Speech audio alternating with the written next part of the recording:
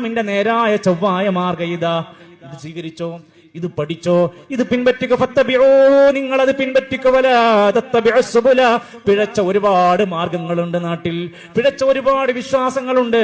ഷിയിസം, ഷിയാക്കൾ അവരുടെ വേരുകൾ ഈ കേരളത്തിൽ മോട്ടിക്കൊണ്ടിരിക്കുകയാണ്. കേരളത്തിലെ ചില പ്രമുഖ നേതാക്കന്മാരും പത്രങ്ങളും ചാനലുകൾ വരെ ഷിയായിസം പ്രചരിപ്പിച്ചുകൊണ്ടിരിക്കുകയാണ്. അബൂബക്കർ റളിയല്ലാഹു അൻഹുവിനെ കാഫിറാക്കിക്കൊണ്ടിരിക്കുകയാണ്. ഉമർ റളിയല്ലാഹു അൻഹുവിനെ കൊന്ന ആ ഒരു മനുഷ്യൻ, കൊലയാളിയായ മനുഷ്യന് മഖാമുണ്ടാക്കി, ദർഗയുണ്ടാക്കി, പൂജകൾ നടത്തിക്കൊണ്ടിരിക്കുന്ന ഷിയാക്കളുണ്ട്. അവർക്ക് ഈ ഖുർആനിൽ അവർക്ക് വിശ്വാസമില്ലാത്തവരാണ്, ഈ ഖുർആനെ ശരിയായി അംഗീകരിക്കാത്തവരാണ്. ആ ഷിയായിസത്തിന്റെ ആചാരങ്ങളെ, ലോകത്ത് ഏറ്റവും അധികം മക്ബറകളെ, ജാറങ്ങളെ കെട്ടിപ്പൊക്കിയവരാണ് ഷിയാക്കളെങ്കിൽ അവരുടേതാണ് കുത്താറാത്തീബ്, അവരുടേതാണ് നഹ്സിന്റെ വാദങ്ങൾ. അതെല്ലാം കേരളത്തിലേക്ക് പതുക്കെ പതുക്കെ കൊണ്ടുവന്നതാരാ? ശരിയായ മാർഗത്തുനിന്ന് പിഴച്ചു പോയാൽ പിന്നെ പോകുന്നത് ആകാശത്തുനിന്ന് വീണവനെ പോലെയാണ്. വിശ്വാസികളെ, ഖുർആൻ നമ്മളോട് പറയാണ്, നിങ്ങൾ ഒരിക്കലും അല്ലാഹുവിൽ പങ്കു ചേർക്കല്ലേ, ശിർക്കൊരിക്കലും വരല്ലേ. ഇന്നഹു മൻ യുശ്രിക് ബില്ലാഹ്, ആരെങ്കിലും അല്ലാഹുവിൽ പങ്കു ചേർത്താൽ ഫഖദ് ഹറമല്ലാഹു അലൈഹിൽ ജന്ന, സ്വർഗ്ഗം അവന് നിഷിദ്ധമാണ്. സ്വർഗ്ഗത്തിന്റെ മുമ്പ് പല മഖാമുകളിലേക്കും കയറി പോകാൻ കഴിയുന്നത്. നോക്കൂ നിങ്ങൾ, റസൂൽ സല്ലല്ലാഹു അലൈഹി വസല്ലം മരിക്കുന്നതിന്റെ 5 ദിവസം മുമ്പ്, ഞാൻ പറഞ്ഞ ബാക്കിയുള്ള വിഷയങ്ങൾ മറക്കും, നിങ്ങൾ വേണമെങ്കിൽ എഴുതി വെക്കും, ഇൻഷാ അല്ലാഹ് സൂക്ഷിക്കും. ഇനി ഞാൻ പറയുന്ന കാര്യം ആലോചിക്കും.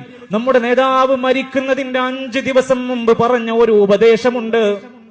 ആ സ്വഹാബത്തിനെ അടുത്തേക്ക് വിളിക്കുന്നുണ്ട്. പ്രിയപ്പെട്ടവർ, അടുത്തേക്ക് വിളിക്കാൻ നബിക്ക് രോഗം ബാധിച്ച് 13 ദിവസം.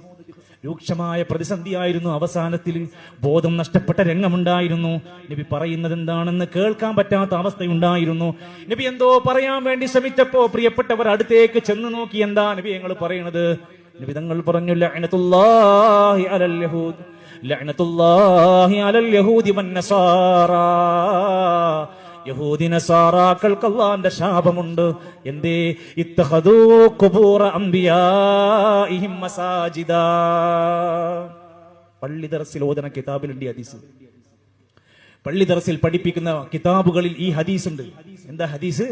അള്ളാഹുവിന്റെ പ്രിയപ്പെട്ട അമ്പിയാക്കന്മാര് മരിച്ചപ്പോ അവരുടെ ഖബറുകളെ സുജൂദിന്റെ ആരാധനയുടെ കേന്ദ്രങ്ങളാക്കി മാറ്റിയ യഹൂദി നസ്രാനികൾക്ക് ശാപമുണ്ടാകട്ടെ. ആ പണി നമ്മക്ക് ചെയ്യാൻ പറ്റുമോ?